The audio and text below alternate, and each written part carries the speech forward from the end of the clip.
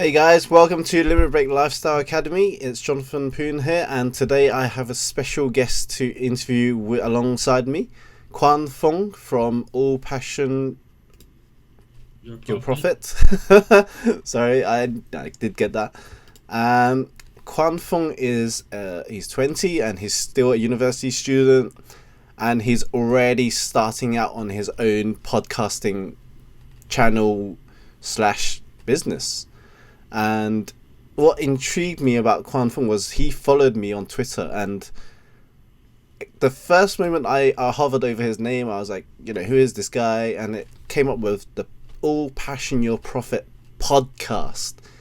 I was just like, hang on a minute, this guy is his image and his branding was very appealing, and I just took notice of him. I was like, I need to connect with this guy immediately. There was something about this guy I needed to find out more about, and as soon as I reached out with him, I emailed him. Then I followed up with a tweet. I said, Kwan, did you get my email? He was like, oh yes, I did. It didn't show up as he replied or he read it.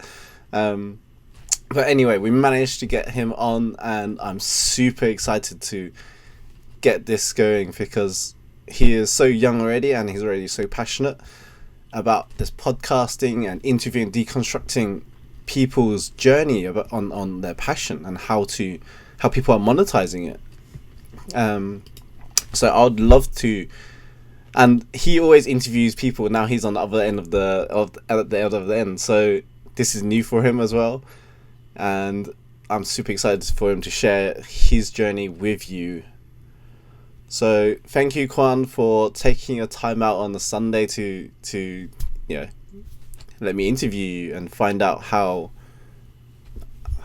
you can tell the audience about following their passion and starting out. How are you, Kwan? I'm doing well. It's Valentine's Day, so I get to do what I'm passionate about. It's a perfect fit. Awesome. So, Kwan, how did you start podcasting? I mean, why did you start podcasting in the first place? Well, podcasting was, I was actually following a few entrepreneurs who had podcasts. So specifically Pat Flynn from the Smart Passive Income podcast, John Lee Dumas from The Entrepreneur on Fire. And I quickly realized how quickly this movement was growing. And so, before that, I was actually thinking about building the All Passion Your Profit. I didn't know whether to make it as a video or just a blog or a show or like a podcast, right? But when the podcasting came up, I thought about, it's so convenient that people could listen it to on their phone, on their go, whether they're in the commute or in the gym, right? And so basically that's why I chose the podcast format, because I thought, this is like a quick and easy way to deliver content out there, and people can take it with them anywhere they go. And where was you before you started podcasting? Where was I? As in, how did you get into, why was podcasting a tool for you to get your message out? What was it you wanted to get out of there in the first place? Right, so I wanted to, before all this happened, right, I was actually thinking about how are people able to do stuff they like and to be able to make like a income from it, right? Because these are all struggles I think that many people have, is that, either they're doing something that makes them money, or they're doing something that they love, and usually these two are not the same thing. And then there's this quote that I love by LP Jacks. He says, "The master in the art of living makes little distinction between his work and his play, his labor and his leisure, his mind and his body, his education and his recreation, his love and his religion. He hardly knows which is which. He simply pursues his vision of excellence at whatever he does, leaving others to decide whether he is working or playing. To him, he is always doing both." and I just fell in love with this quote. And I thought, how can I apply this to real life, right? You know, I mean, when I looked at my own life, I see I'm doing school, which is not always something that I like, and then there's the weekend, which is what I like, And I started thinking about how can how can I merge these two together to do things that I like and to be able to be practical and have like an income coming from these things, right?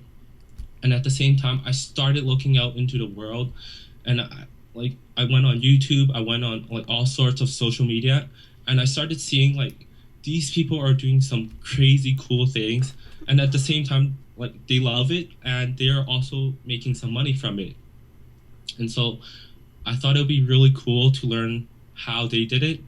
And I also realized that like there's probably other people in the world who could benefit from this information. So, that's why I decided to do like an interview format. Mm-hmm. And so with like an interview format, I thought podcast was like the excellent, like perfect way to go for it. Awesome. That's great. And so what kind of challenges have you had so far? I mean, you haven't started long, have you? No, I started back in September of 2015.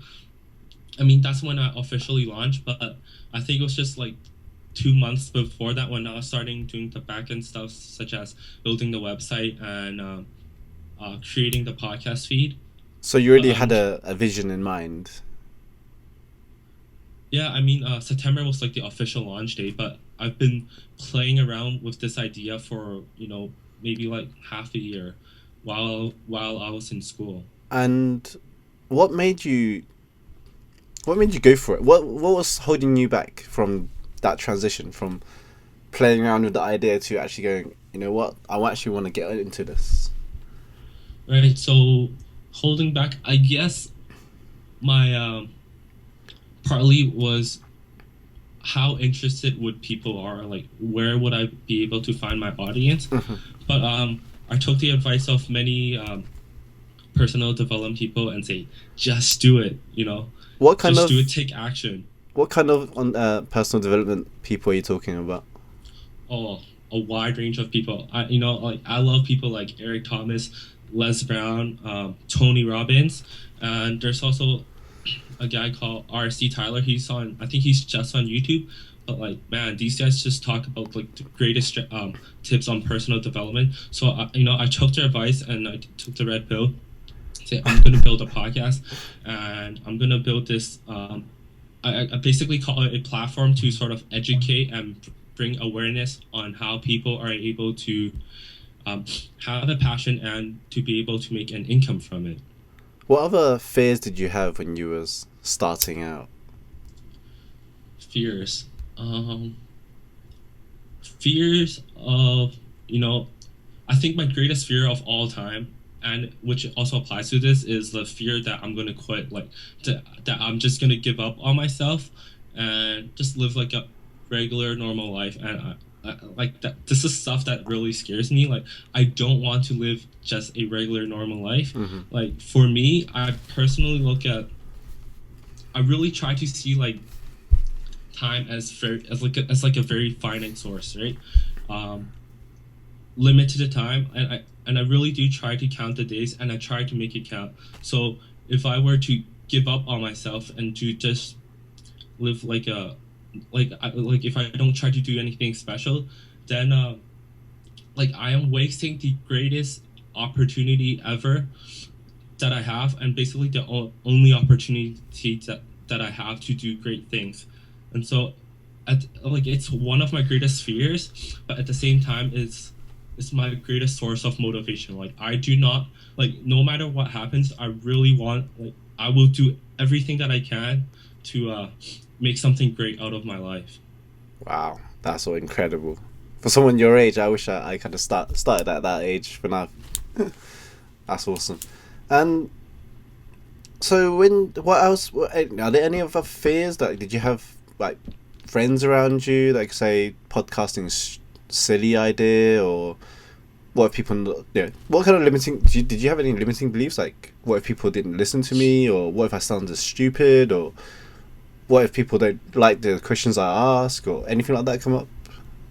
Yeah, actually, I think this is one that a lot of people have is listening to their own voice, and because I'm also sort of conscious about how the way that I speak, Hmm. and as a podcaster, you have to speak. There's no way around it. But in school, like I'm not known to speak a lot. Like I don't put my hand up a lot in class. I guess it's just the way I grew up. I mean, I grew up in Hong Kong, and um, you're not really expected to speak a lot, Hmm. and so this sort of carried through me, and I was just worried about the quality of the content I put. If I'm not speaking well, then it's not going to be good quality, and if it's not good quality, then people are not going to come back and listen to me. And so, like the fear of not speaking well, um, and also uh, I'm sort of scared of listening to my own voice. Like I don't like doing it, but I just got that passed through it. How did you break through it? How did I break through it? I mean, this was a hard one to do, but what I did was I imagined all the people that I could have helped by putting through this content. So I looked beyond myself. I looked beyond my self consciousness, Very good. and and I just imagined like this was something that Arnold Schwarzenegger said in his six rules to life. It was like look in the mirror, don't look, and in the reflection, don't see yourself. See all the other people that you could be helping in the world. Yeah. And so I took that advice, and I just imagined. Um, well, I knew that there was a lot of people who are not doing what they're passionate about. Like they're just spending their 9 to 5 doing something that they don't like and living their life on the weekend. So I imagine all these people just like right in front of me, and I imagine that if they were to listen to my podcast, that they would be able to find something that would either um, that they could take physical actions on, or something that would inspire them to break out of their lifestyle that they had. What other visions do you have for your podcast channel, except breaking through, their thoughts or behavior, like their own limitations? What is it you want to achieve out of it?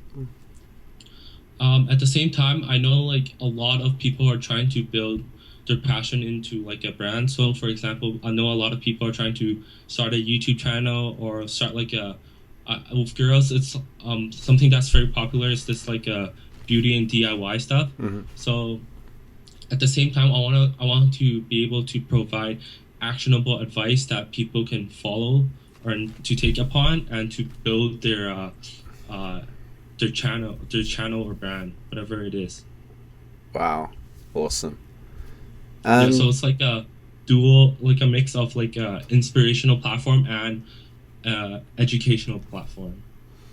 and I remember what Tony Robbins always says is um, live life with passion, and it also goes about the secret to living is giving.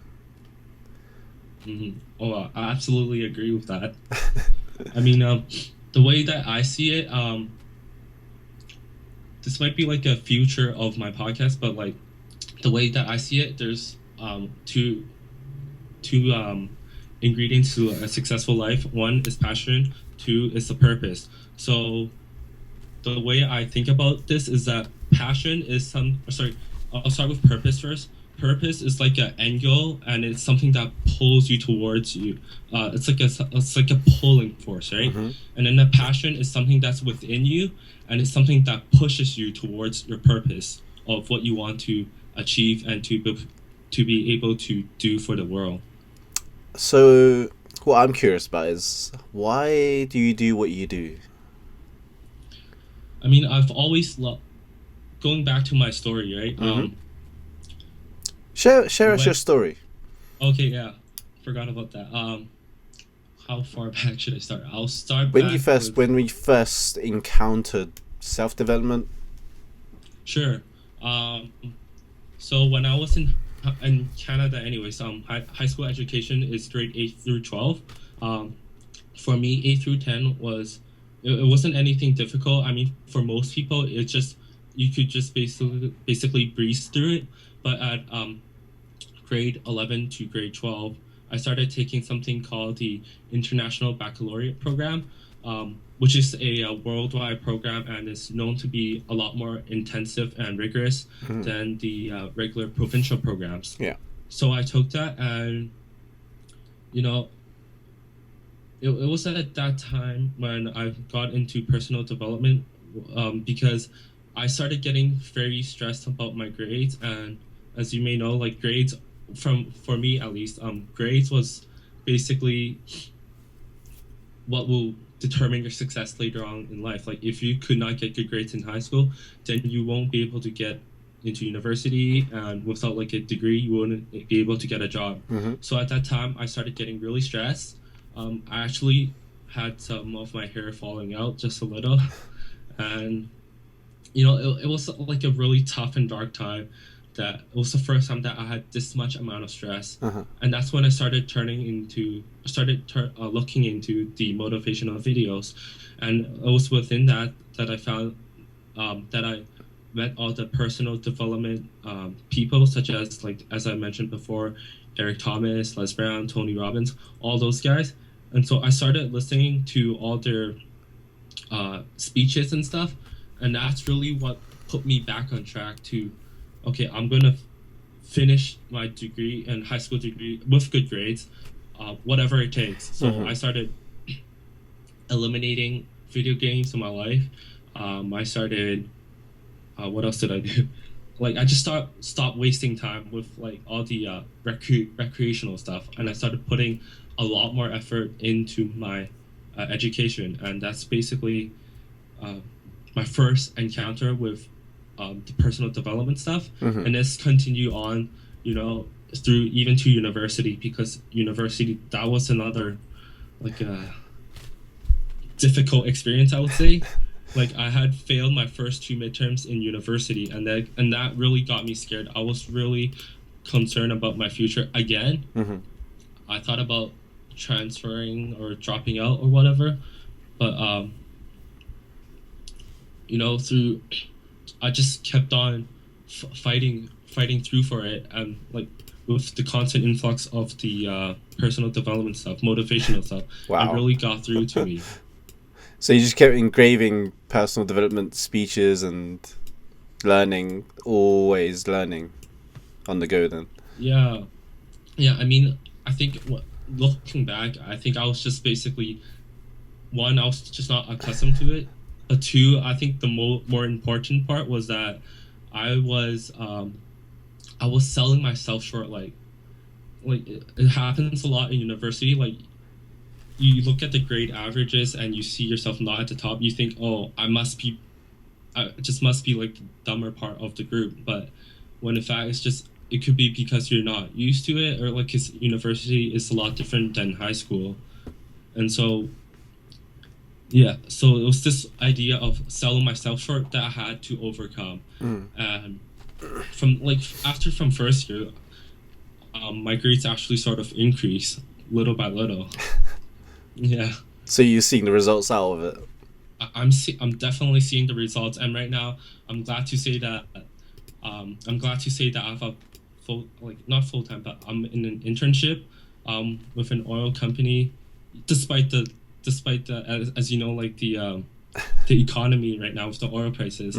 But I've actually landed this year. This is basically my my dream company to work with. Wow. It's a position that I wanted. So to be able to land this is basically like a testimony to having this mind shift changes. Like shifting your mind shift is basically your key to success and to doing whatever you want in life. Wow, that's incredible. And what do you exactly mean by shifting your mindset? It comes a lot with how should I say this? In school they don't teach you a lot about, say, for example, goal setting, being aware of your own weaknesses and that sort of stuff. And I mean, like, the way that I see it, because school doesn't really focus on this stuff. I mean, most of us comes out with sort of like the same mindset. I guess you could say it's sort of average, Mm-hmm. but to once you started getting to the personal development stuff, you start to have like your own awareness of you yourself, and also basically how the world around you works. Yeah. And so I I think one of the greatest things that personal development has done for me is being very aware and conscious of myself. What are my strengths? What are my weaknesses? The implications of having good habits, for example. Mm-hmm. I'm focusing a lot on this one. And what else? Confidence, goal setting, and what success actually looks like. Because in school, it's a lot of like a very linear progression. Yeah. But for just anything else in life, it's it could be progression could be like it could look like anything basically. And I started to um adopting this mindset, just because you don't succeed in say your first 3 months of your venture or whatever, right? It doesn't mean that you won't succeed later on. Mm-hmm. And just because you have like a long like like a plateau, it doesn't mean that it wouldn't be possible for it to suddenly peak up. Yeah. So these are like basically all the mindsets that I've taken. I think habits are really important, like because I'm always very conscious of the time of how I spent it, Mm-hmm. and I really try to not only work hard but to focus more on the important stuff first. Yeah. Work smarter. Yeah, yeah. So doing that, and just try to be consciously aware of where you're allocating your time, Mm-hmm. and cutting back on the non-necessary stuff. Nice. And so I still want to get to the point is why do you do what you do? Why do I want to do what I do? It has a lot to do with what I see as my purpose in life. So Mm-hmm. I see myself as someone who inspires other people. Why do you want to inspire people? Because people have inspired me, and that's now owe a lot to the world for lifting me out of the dark times. So basically it comes back to I want to reciprocate this feeling, or the opportunity for people to live their lives successfully. And so I want to inspire people, and I want to educate people. I think like these are some of the greatest things that you could do for the world. It's because you had these education fed back to you, isn't it? Yeah, I mean, Without yes. without those guys that did the compilation videos or uploading the videos onto YouTube, do you think you would be where you are now? Probably not, but yeah, I've never thought about that, but because I'm just so accustomed to picking up the motivational stuff whenever I'm feeling down. Mm-hmm. But yeah, well, and this all comes back to I'm passionate about motivating people. It's in addition to it being like my purpose in life. Mm-hmm. I'm very passionate. Like whenever I do something inspirational, I just feel like very empowered. I feel different. It's like a superhero when I do something like inspiring or motivating other people. How does it feel to empower and inspire other people? Yeah, How does it's it hard feel? to put it in words, but like I just feel like I am beyond myself. Like I'm doing something that's greater than me. I really don't know how to explain it, but Fulfilled? yeah, that's definitely one of the words. Fulfilled. I feel connected to other people. Nice. Yeah, I mean, back in cadets, whenever I do something like to inspire, because I was in like a leadership role, Mm-hmm. when I inspired people, and then people would thank me afterwards, like it's just an amazing feeling. And I've actually tried my hand into making these motivational videos on YouTube, and I've gotten feedback, and I just love to be able to help people, inspire people, and stuff. Wow, that's so awesome. And when it goes to giving back. How do you mind if people don't say thank you? Pardon? Do you mind if people don't say thank you after you help them? No, don't mind. One of the things that I've learned through personal development is that you have to be able to recognize the great things you're doing because, take my podcast for example.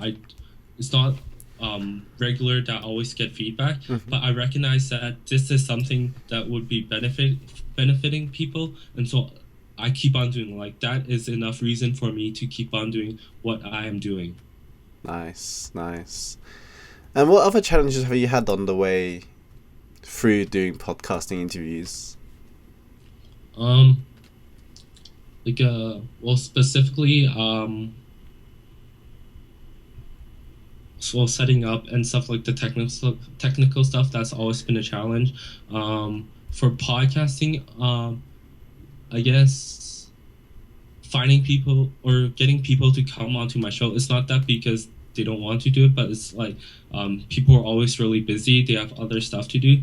How do you get people onto your show? How do you pitch them?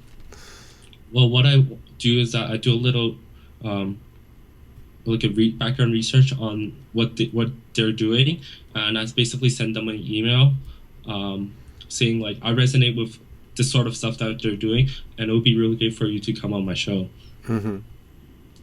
But it's not. Yeah, so that's definitely one of them. Number 2 would be getting feedback. So asking people or getting people to reply back, what could you do better?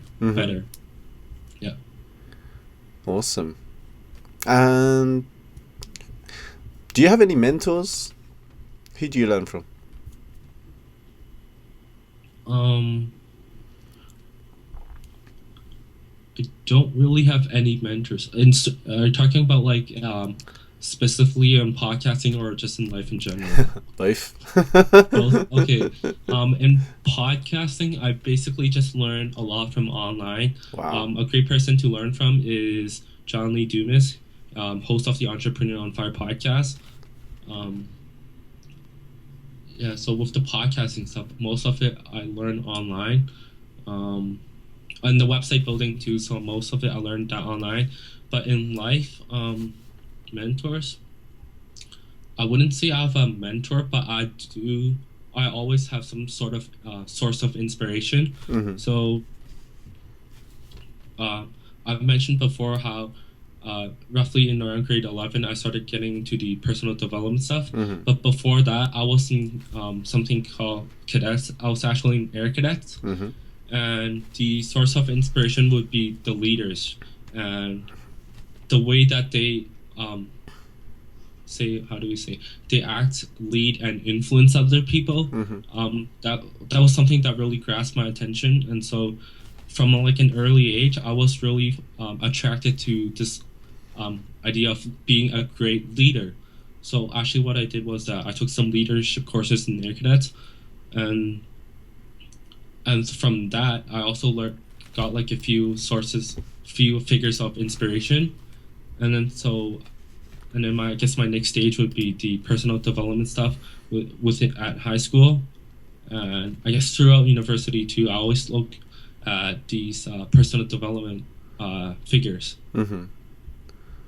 Are there any other people that inspire you? Parents or uncles or family?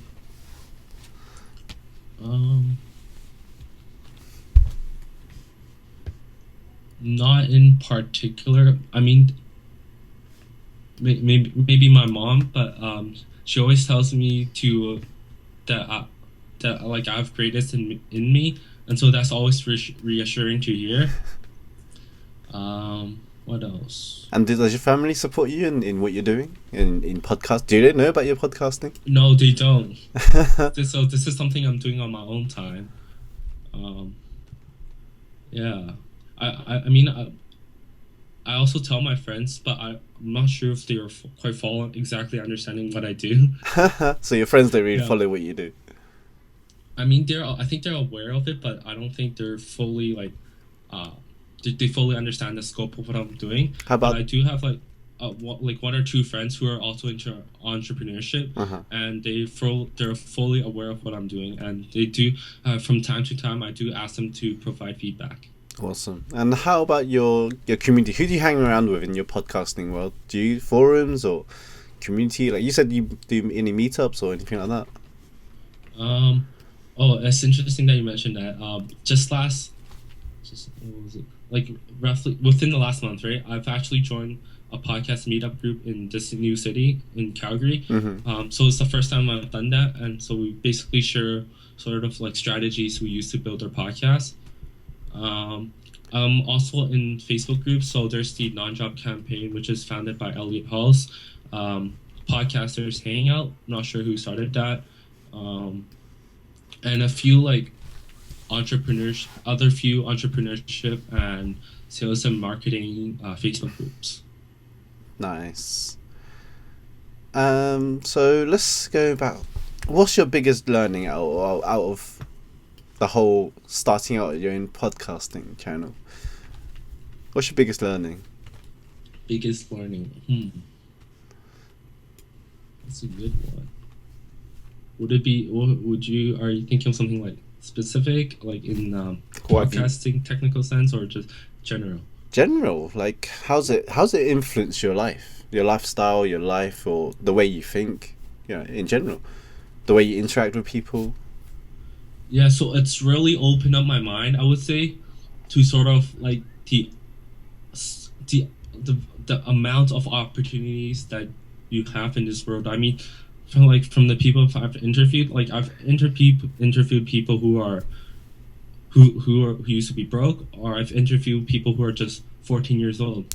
I've interviewed people who are just about to give up on their YouTube channel, but just like they were at 500 subscribers, just about to quit, but basically almost overnight, he saw his subscribers from 500 to 5,000. Wow! And from there on, now he's one of the biggest tech review YouTubers out there. So I mean, like just from interviewing all these people and basically being aware of what other people in the world are doing, it's really given hope to my life and seeing that life is really just what you make of it. Yeah, definitely. Awesome. Okay, so 3 biggest tips that you could give to our audience. 3 biggest tips.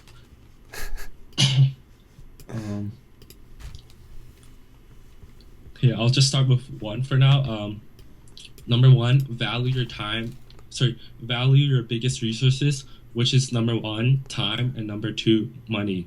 So I think I've talked about this earlier, but time. Make sure you're keeping track. Make sure you do like time accounting, keeping track of the time that you're putting in and what that is supposed to lead out to. So, for example, instead of say like strolling through Facebook feed or whatever, right? Usually it's not productive. It doesn't lead to anything specific, or like it wouldn't really benefit you. So instead of using that time, just cut that time out, right? And start doing something like reading a book, like a few pages of a book. So that's something that I'm trying to build up for myself too. In terms of valuing your money, it's actually the same thing that what was Steve's last name? Steve Woody? Yeah, basically what Steve Woody said, like he's another one of the people that you interviewed. But, what he said was the free stuff are not the best stuff, because free stuff it doesn't provide the most value. So I'm making it into I'm trying to shift my mindset into looking beyond the free stuff and going for the paid stuff, because that in the paid stuff, that's where you get the most value. Yeah. And so I'm spending more money on myself, as in like self-education, instead of more on say like materialistic items. So I've been cutting back on like extra entertainment. Like I don't have a TV right now. Like I'm moving to a new city. I could have TV, watch all the TV I want, but instead I chose not to have a TV, and and said, I'm spending more time, or sorry, I'm spending more money on education. So I've recently bought a course on how to tell story by Michael Blumberg. So it's like these little things that you do, valuing your time, valuing your money, that will really change your life for the better. Mm-hmm. So I know you said three things. Let me think of. Okay, let me help you out. What would you tell? What advice would you give to people who had something they're interested in their passion, but not sure how to get started, or they have so much fear to get started? What advice would you tell them? You're 20. You know, you're for those that's probably watching this interview, they're probably around mid-20s or maybe early 30s. You know, what would you tell them? So looking, as you're talking about, like looking beyond fear, right? Mm-hmm. Well, one of the things you could do is do what I did: look beyond yourself, look into the mirror, and see all the people that you could be helping. Because I think that like helping other people, doing something greater than yourself, this is what will push all your fears and limits aside. Mm-hmm. So that's one thing you could do. Number two is you could reach out to, say, your people that you follow, and really ask them, say like, was it really as scary or difficult as you thought it would be? Because like that's one thing that I struggle with is like, I'm selling myself short. Like, I don't think I can do this. Uh, like, I don't have what it takes. This wouldn't succeed. But in reality, once you get into it, it becomes easier and less scary than you think it actually is. Like, it's the same thing as the podcasting. Like, I should have mentioned this earlier, but like one of the things I'm scared of doing is um, asking for the like really successful people to be on my show. Like people say who have like hundreds of thousands of people following them, Mm-hmm. because I'm scared that if I interview them and I like say mess up or something, then like what number one, I've wasted a really great opportunity, and number two, when if they decided to share them with their followers, then it's like 100,000 people like recognizing or seeing like the mistakes I've made. But I've really come to look beyond that, Mm-hmm. and I just really see. I look at the positive side of things. Like instead of 100,000 people seeing how I've screwed up, it could be 100,000 people seeing how I've succeeded. And so Right. these are like, it's just like the little like bits of thinking. If you just change it just a little bit, right? Changing the meaning, right? Yeah, and that's how like basically I've done most of my um how do you say, overcoming myself. It's just like these little small changes. Wow. And how did you come up with those? So what? Just changing the meaning. Like, did you go through like personal development, or any mentors that you go through, or? Um, Personal development, it's definitely a part of it, but I always do a lot of thinking. I always look back on my journey, thinking about the choices that I've made. So you do a lot of self-reflection? I do, yeah. In addition to self-reflection, like I do it when I'm on the bus, where like when I basically have free time, Mm-hmm. that I'm not interacting with other people. But in addition to that, I think self-awareness of the choices and the way you think is, well, first of all, I think a lot of people, everyone should do it. But secondly, I think that when you become more aware of the way that you think, the way that you act, the way that you talk, and whatever, Mm-hmm. that becomes a baseline of how you could improve. Yeah. And so I'm always consciously aware of like my own weaknesses, my own faults, but I look at it as it is, and I don't project it into making it worse. Like, okay, I know I'm bad at this, but I don't say like I'm bad at this and I'm just gonna be a failure. Like I don't ever say that. I just say, okay, I am. Say for example, like today I spent too much time browsing useless things, so I imprint that in my head. But like I don't make it worse. I just say, okay, I will need to improve this. I am aware of this, and I will need to improve it. And like even like say like 4 days, I might make the same mistakes again. I'll say, okay, this is like the second time we've done this, screwed up. Just remember to improve it. So you always learn to grow further. Yeah, like the self-awareness thing, like it's just become one of my biggest strategies into achieving growth in any area of life. Awesome. So let's see. If we was to reach out to you, where should we go? If people want to connect with you or check out what you do and follow what you do, where can they reach you? Yeah, so my website for my podcast website is www.allpassionateprofit.com, and then I'm also on lots of social media. So I have Instagram, which is basically where I post a little bit about my personal life, but I also put like what's it called, quotes. In addition to the quotes, I put like my reflection on it, so it's like a long paragraph. It's also that's also like another way that I do self-reflection. So on my Instagram, I also have Twitter, what else? YouTube, and they're all under the same handle at Kwan Fung 66. Awesome. Yeah, so on my YouTube, I also have some motivational videos, which I love to make, but it takes a lot of time. So cool. Okay, we'll put those links into the video as well, and descriptions and stuff. And what values can you offer the audience? Do you have any things that they could download or get more value out of from? Yeah, so I do, but not at the moment. So I'm working on something called the top 15 monetization methods. So I go over the top 15 monetization methods, and I provide some examples of how it works. So I'm still working on that right now, but it would be roughly around, I'm guessing it would be roughly around March that it will be out. And once it's out, I'll give you guys the link. Awesome. Thank you very much. And one final advice you give to the viewers. One final advice. Oh, I want to make this good.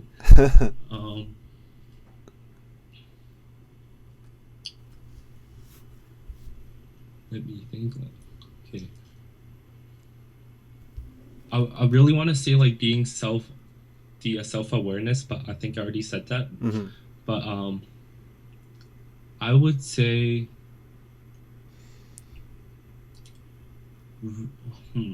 I would say, pardon? For those that's looking to just that one leap of faith, what would you tell them? I would say things are not as hard or as scary as they seem. It's usually always comes back to the idea of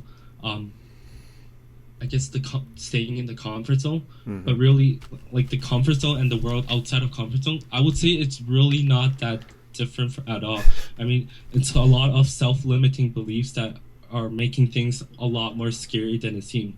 And so if you just break things down, like a big goal or vision that you have, if you just break it down into small steps, and you do these small steps day by day, week after week, I would say that you're gonna quickly realize that you're already out of your comfort zone already. But number two, you're gonna look back and you're gonna realize that things are, I mean, it's not as difficult as you think it is. So I would say just do it. Break your big visions down into small steps and just carry it out day by day, week after week. And that's really what greatness and success is made out of. Small steps that you do every day. Wow. Thank you, Kwan. It's been awesome to interview you, and I absolutely enjoyed every minute of this. It's so valuable to come from someone that's so young already and so passionate about giving back to the world and making a difference and inspiring and empowering everyone else. Like, you got so much ahead of you. Well, thank you very much for the opportunity. I mean, this is like the first time that I'm doing it, and I'm also always grateful for the opportunity to share my knowledge to inspire people. I mean, it's what I love to do. Awesome. Thank you again. So, guys, thank you for watching, and remember to live life with no limits. See you guys in the next interview. Thanks.